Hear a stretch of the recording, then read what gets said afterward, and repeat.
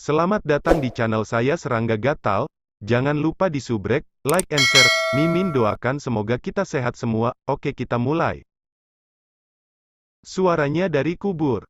Disertai oleh suara, sebuah celah terbuka dengan tenang di dalam makam, dan sesosok muncul dari udara tipis. Ini adalah pria yang mengenakan topi, jubah kain, dan sandal, dan separuh wajahnya tersembunyi di balik bayangan topi. Dia terlihat seperti pria parubaya berusia 30-an atau 40-an, dengan pipi tipis, janggut willow di bawah rahangnya, dan pelipis putih dingin. Matanya sebening dan seterang bayi, tetapi ketika mereka menoleh, mereka tampaknya memiliki tahun mengambang dan tenggelam, secara tidak sengaja menunjukkan angin dan perubahan kehidupan. Nelayan, pemimpin sekte Dewa Galaksi, salah satu raksasa teratas di langit berbintang. Ketika mereka melihatnya muncul, Wei San dan Zhuang Bifan semuanya menunjukkan warna yang kental. Karena kamu memiliki kemampuan untuk keluar dari masalah, mengapa tinggal di sini? Su Yi melihat sekilas bahwa nelayan telah melarikan diri dari kekuatan yang dia tekan di sini. Tentu saja aku menunggumu datang, aku akan malu. Nelayan itu menghela nafas dengan emosi. 2 tahun yang lalu, ketika Anda berada di kolam reinkarnasi, Anda hanya berada di alam kekaisaran, tetapi sekarang, Anda telah menginjakkan kaki di alam reinkarnasi, dan kekuatan reinkarnasi ini memang layak. Ini adalah jalan paling terlarang di dunia. Su Yi berkata sambil berpikir, saya dapat melihat bahwa Anda tampak percaya diri. Dalam kekuatan bintang raksasa, temperamen nelayan seperti besi dan tegas, tidak lebih lemah dari karakter Pavilion Jiutian Yandaolin dan Taiyi Daomen Deng Zhuo. Nelayan itu tertawa dan berkata, jika kamu tidak memiliki kepercayaan diri, bagaimana kamu bisa tinggal di sini dan berharap kamu akan datang?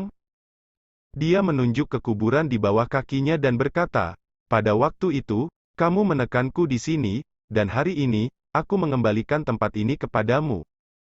Su Yi berkata, coba? Nelayan itu tersenyum dan berkata, jangan panik.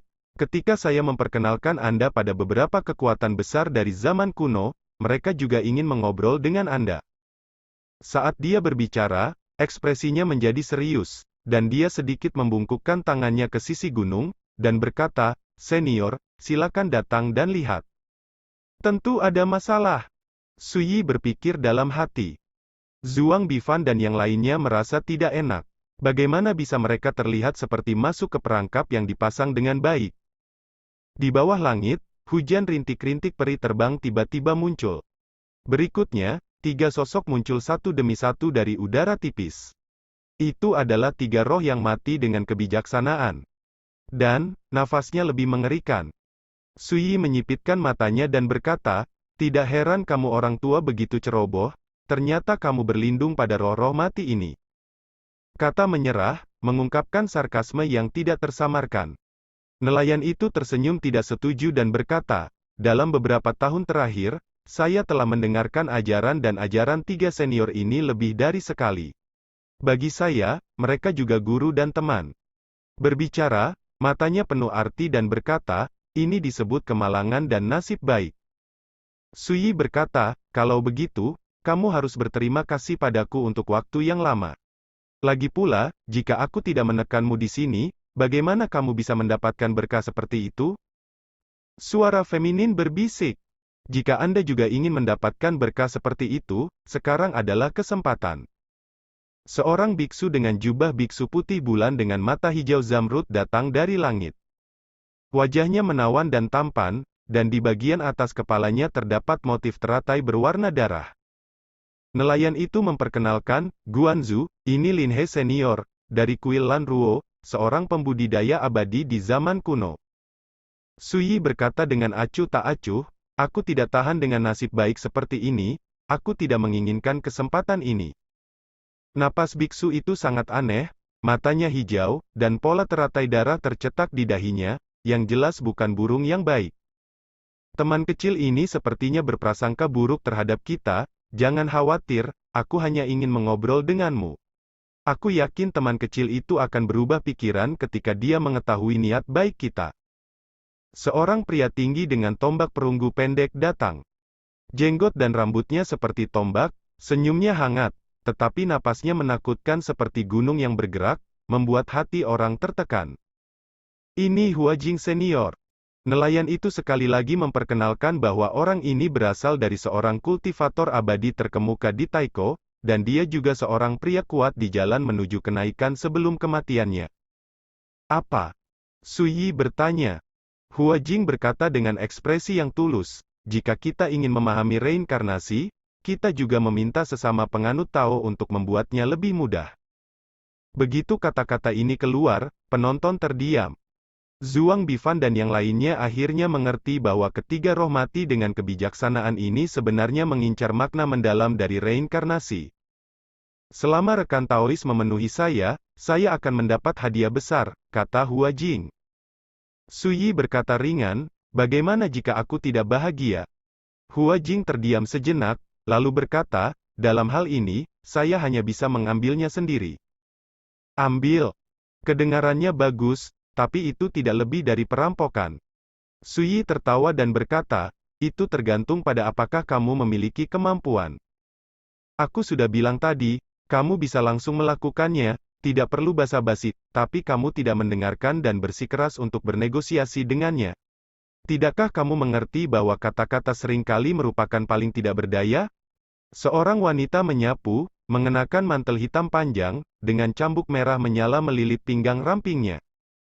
Dia memiliki temperamen yang dingin dan keras, dan matanya seperti pisau. Ini senior Liu Ying. Nelayan sekali lagi memperkenalkan bahwa, seperti Huajing dan Lin He, wanita berpakaian hitam bernama Liu Ying ini berasal dari kekuatan kultivator di akhir hukum. Guanzu, aku tahu kamu tidak takut mati, tapi kamu tentu tidak tega melihat temanmu mati di sini. Nelayan itu menghela nafas. Kenapa kamu tidak bisa bekerja sama? Semua orang senang. Suyi melirik nelayan itu dan berkata dengan setengah tersenyum, Anda mungkin juga menebak, jika saya mengatakan bahwa saya membunuh Anda, saya dapat menukar makna reinkarnasi yang mendalam. 3 guru di matamu juga apa yang akan dilakukan senior temanmu? Kelopak mata si nelayan melompat, dan dia terdiam. Tetapi melihat biksu yang lembut dan jahat, Lin He menggelengkan kepalanya dan berkata, bunuh kamu untuk mendapatkan makna reinkarnasi yang mendalam, mengapa kita harus melakukan sesuatu kepada orang-orang kita sendiri? Hua Jingshan berkata, ya, orang tidak dapat berdiri tanpa kepercayaan, saya tidak akan melakukan hal-hal yang merendahkan seperti itu. Liu Ying juga mengangguk. Ekspresi si nelayan tiba-tiba melunak dan santai. Keluar dari reinkarnasi untuk ditukar. Begitu kata-kata ini keluar, Lin He, Huajing, dan Liu Ying saling memandang dan tampak sedikit ragu. Suyi tersenyum, jangan takut, aku hanya bercanda. Semuanya. Pada saat ini, wajah Lin He dan yang lainnya menjadi jelek. Apa yang Anda katakan tadi? Apakah Anda bermaksud menipu kami?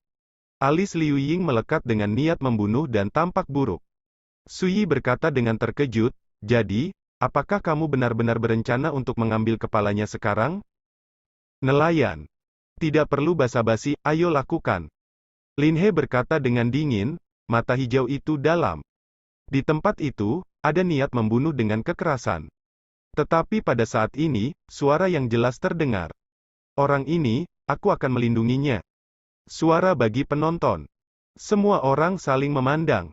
Di kejauhan, seorang pria Tao tampan yang mengenakan mahkota kembang sepatu melangkah ke dalam kehampaan. Lin He, Huajing, dan Liu Ying mengerutkan kening ketika mereka melihat orang ini.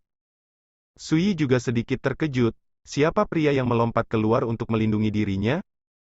Song He, Gunung Heiyuan ini bukan tempat bagimu untuk menjadi liar. Mata Huajing seperti listrik dan nadanya tenang. Ingin membela orang lain? Oh, saya pikir Anda ingin mengambil kesempatan untuk mendapatkan sepotong kue? Lin He mencibir.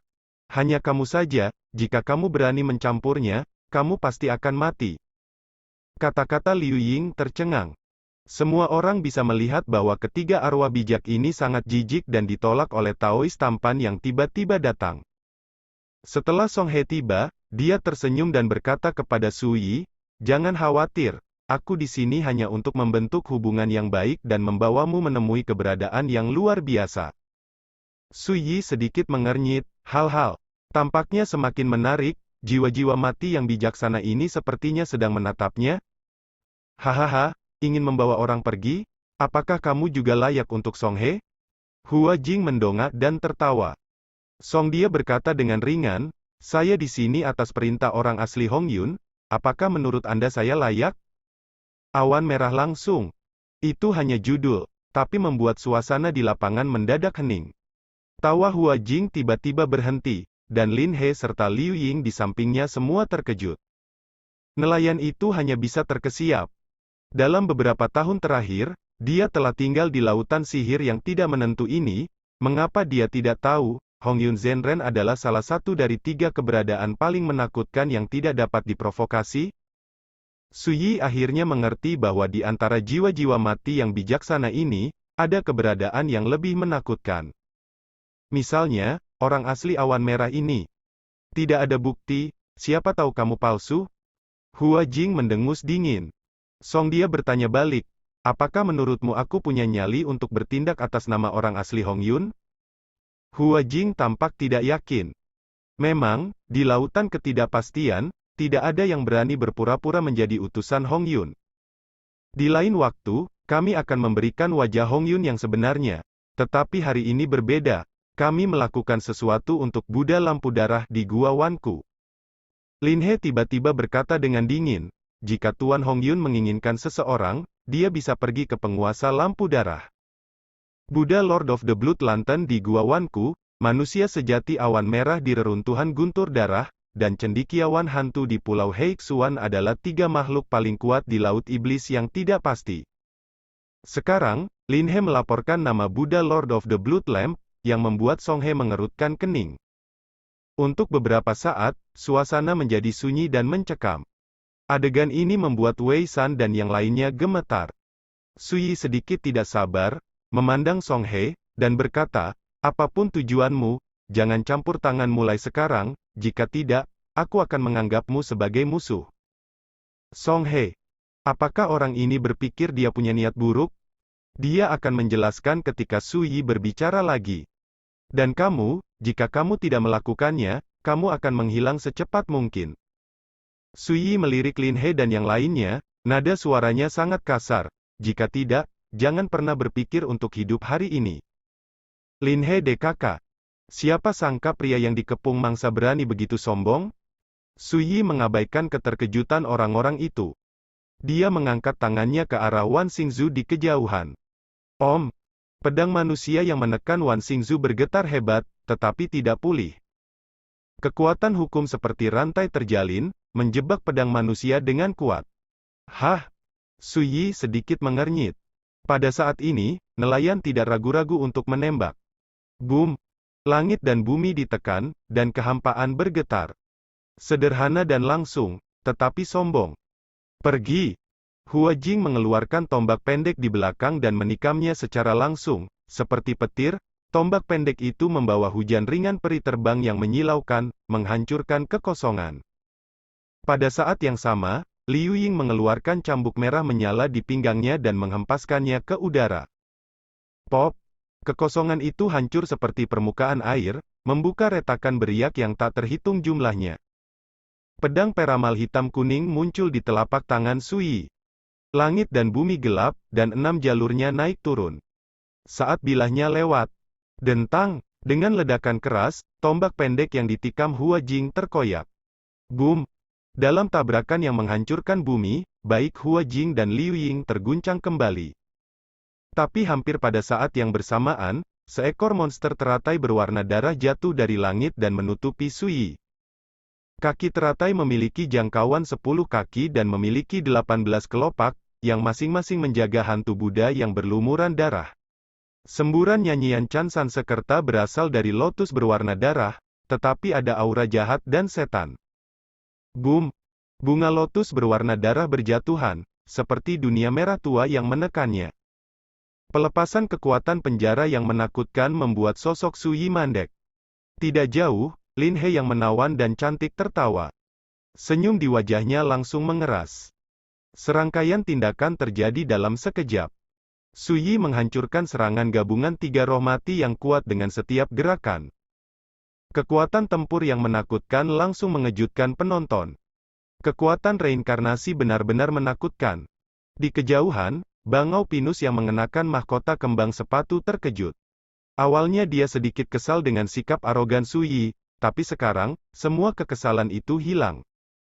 Wei San, Zhuang Bifan, dan lainnya merasa lega. Sebelumnya, mereka semua sangat gugup. Lagi pula, jiwa-jiwa yang mati itu adalah makhluk menakutkan yang menginjakkan kaki di jalan kenaikan. Tapi sekarang sepertinya Su Yi jelas punya cara untuk menghadapinya. Su Yi menyapu ke arah Wan Xingzu, ingin mengambil kembali pedang dunia. Boom! Nelayan itu mengambil tembakan lagi, jelas menggunakan semua kekuatannya menakutkan, tidak lebih lemah dari avatar jalan yang melangkah ke jalur pendakian. Tidak diragukan lagi, dalam beberapa tahun terakhir, meskipun nelayan ditekan di sini, itu memang berkat tersembunyi, membuat jalannya sendiri lebih rajin. Selangkah lebih maju. Sayangnya, yang tidak dia ketahui adalah bahwa Su Yi saat ini lebih kuat daripada orang yang melangkah ke jalur kenaikan saat itu. Menghadapi pukulannya, Su Yi bahkan tidak meliriknya, dan menyapu pedang di tangannya. Boom! Sosok nelayan itu seperti anak panah yang melesat ke belakang. Wajahnya muram dan matanya curiga. Reinkarnasi orang ini sudah sangat tirani. Lin He, Hua Jing, dan Liu Ying mengambil tindakan satu demi satu. Tanpa kecuali, mereka semua ditolak oleh Su Yi. Juga sering gagal. Dalam sekejap mata, Su Yi telah datang ke Wan Xingzu, meraih gagang pedang manusia, dan menariknya keluar. Boom! Setelah selang waktu yang lama, pedang dunia kembali ke tangan Su Yi. Yang mengejutkan Su Yi, pedang manusia itu bergetar semakin keras, berjuang untuk melepaskan tangan Su Yi. Pedang ini masih memperingatkan, dan tidak ingin dikendalikan oleh Su Yi. Adegan tak terduga ini membuat Su Yi tiba-tiba menyadari ada yang tidak beres. Pada saat yang hampir bersamaan, telapak tangannya yang memegang gagang pedang menusuk, dan bayangan darah keluar dari gagangnya, mengalir ke tubuh Su Yi seperti kilat. Terlalu cepat. Sudah terlambat untuk bereaksi. Boom! Pedang dunia meraung, dan Su Yi meledak menjadi nyala api berwarna darah, dan aura di sekelilingnya terlempar dengan keras. Tidak enak. Zhuang Bifan dan Wei San semuanya berubah. Tentu saja. Di kejauhan, Lin He tertawa. Sekarang, kita hanya perlu menjaga tempat ini, jangan ganggu Lord Blood Lantern untuk merebut rumah, cukup. Hua Jing berbicara dengan santai. Liu Ying melirik nelayan itu dengan kagum. Nelayan itu menyeka noda darah di bibirnya dan berkata sambil tersenyum, "Senior sangat salah, saya malu untuk menjadi layak." Meskipun dia mengatakan itu, ada kepuasan tersembunyi di antara alisnya. Sebagai lawan lama penonton, dia tahu karakter penonton terlalu baik, dan dia mengira selama penonton muncul, dia tidak akan pernah bisa menyerah. Dan jika Anda ingin memenangkan penonton dengan kejutan, pedang dunia adalah kuncinya. Benar saja, penonton tertipu. Melihat semua ini, hati Zhuang Bifan dan Wei San tenggelam ke dasar lembah. Bagaimana mungkin mereka tidak mengerti bahwa sejak awal, ini adalah jebakan yang khusus ditujukan untuk Su Yi? Menggerakkan jiwa untuk merebut rumah, biksu tua dari Lentera Darah telah menyusun rencananya, dan ingin menempati sarang murai untuk mematahkan kutukan pada tubuhnya. Di kejauhan, Song He tampak tidak yakin. Baru pada saat itulah dia menyadari bahwa, dibandingkan dengan dirinya sendiri, penguasa lampu darah dan yang lainnya jelas memiliki rencana, dan mereka telah menghitung bahwa pemuda dengan rahasia reinkarnasi ini akan melemparkan dirinya ke dalam perangkap. Kamu terlalu jahat. Tiba-tiba, Wei San berdiri, matanya merah dan napasnya mengerikan. Dia bergegas menuju Su Yina, mencoba menyelamatkannya. Tercela, ini semua tentang kemenangan. Nelayan itu mendengus dingin dan menamparnya dengan telapak tangannya. Boom! Jejak telapak tangan menutupi langit, dan Dao Guang mengaum. Biarkan aku yang melakukannya. Sesosok muncul entah dari mana dan menusuk telapak tangan. Sidik jari nelayan, yang tampak menutupi langit, meledak. Dalam cahaya dan hujan, Bangau Pinus yang mengenakan mahkota kembang sepatu muncul di depan Wei San. Semua orang tercengang. Song He, apa maksudmu? Lin He mengerutkan kening dan terlihat buruk. Liu Ying dan Hua Jing juga terlihat kedinginan. Aku tidak menyangka Song He akan berdiri saat ini. Apa? Song dia tertawa, matanya bersinar seperti orang gila. Apakah tidak apa-apa untuk melihat jika kamu tidak enak dipandang? Boom! Dia bergerak, dan pecahan perunggu naik ke udara dan bergegas ke depan. Mati! Liu Ying mendengus dingin, melambaikan cambuk merah menyala, dan membunuh Song He. Boom! Perang pecah. Apakah itu Song He atau Liu Ying? Mereka semua menunjukkan kekuatan mereka jauh melampaui kerajaan raja, seolah-olah dua dewa sedang bertarung, dan mereka sangat ganas. Tapi segera, Liu Ying tampak sedikit tak tertahankan, dan hampir kewalahan oleh penindasan Song He. Song He, kesempatan ini telah lama disukai oleh penguasa Lentera Darah, apalagi kamu, bahkan jika awan darah ada di sini, tidak ada peluang untuk bersaing. Hua Jing bergerak, menghunus tombak perunggu pendek dan membunuh Song He. Tiba-tiba, Song He ditahan. Lin He melirik Zhuang Bifan dan yang lainnya di kejauhan dengan dingin, dan berkata, jika kamu berani bergerak, aku akan membunuhmu terlebih dahulu. Meng Changyun marah dan hendak mengatakan sesuatu ketika Zhuang Bifan dengan cepat berkata, apa yang membuatmu panik? Mari kita tonton saja pertempurannya. Apakah kamu benar-benar berpikir keluargamu telah menderita sepenuhnya? Meng Changyun tinggal sebentar. Tampaknya berada dalam situasi berbahaya, tetapi tidak menunjukkan tanda-tanda tidak mampu bertahan. Hidup mereka tidak cukup untuk mereka bunuh. Meng Changyun tampak tidak yakin. Dia sangat memperhatikan bahwa Wei San juga kembali, dan jelas diingatkan oleh Zhuang Bifan, jadi dia memilih untuk menunggu dan melihat. Dan pada saat yang sama, di lautan pengetahuan Su Yi, bayangan darah berlarian. Tetapi pada saat ini, biksu tua itu tampak panik, tampak sangat ketakutan, dan terus melarikan diri di lautan kesadaran Su Yi. Biksu tua ini adalah jiwa dari penguasa lampu darah.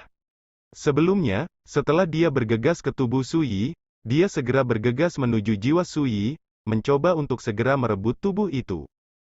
Tapi siapa sangka setelah menembus lautan kesadaran Su Yi, muncul kekuatan pedang tak kasat mata. Meski tak pernah ditujukan padanya, namun kekuatan semacam itu nyaris menghancurkan jiwa raganya hidup-hidup.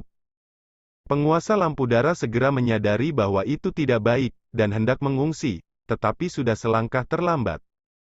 Selain itu, saat kekuatan jiwa di lautan kesadaran menyebar, Buddha Lord of the Blood Lamp seperti perahu kecil yang terperangkap di lautan yang mengamuk, dan dapat dihancurkan di kapanpun. Seorang raja dari alam kehidupan yang sama, bahkan jika dia memiliki arti reinkarnasi, bagaimana kekuatan jiwa bisa begitu menantang? Penguasa Lentera Darah sangat marah dan sulit dipercaya. Pop! Kepala mulusnya ditampar, sosoknya terhuyung dan langsung jatuh ke tanah. Kemudian, sebuah kaki besar menginjaknya, membuatnya tidak bisa bergerak.